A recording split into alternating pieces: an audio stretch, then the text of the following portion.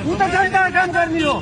जनताले प्रत्यक्ष निर्वाचित गरेको मान्छेले तपाईँले मलाई किन धकाल्नु भएको भाइ? यो पुष्टि किन यहाँ भिड गरेको देख्छ छैन? कसले भिड गरेछ? तपाईँलाई यो पुष्टि तपाईँले किन मलाई पुष्टाउनु भएको? मैले पुष्ट गरेँ भने तपाईँको हालत के होला? तपाईँले हुने एउटा जनताले प्रत्यक्ष निर्वाचित गरेको व्यक्तिको अहम यो हो। यत्रो भिड भइरहेको छ, भिडमा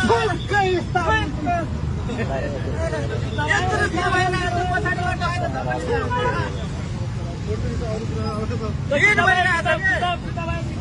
भिडमा त कमसेकम भिड काम गर्नुपर्छ नि। अर्को पालो सकेपछि अर्को पालो आउँछ। भिड मैले भनेको पालो पालो आफ्नो काम गरेर जानु भएको राम्रो काम हो, सपोर्ट गर्ने।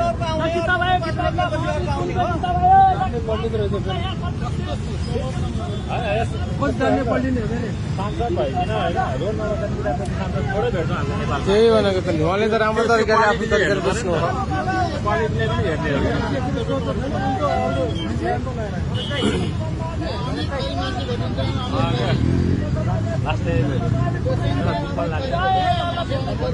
किताब चाहिँ किन्नै पर्यो क्या? किताब किन्नुहुन्छ हजुरहरू? केही भन्न चाहनुहुन्छ?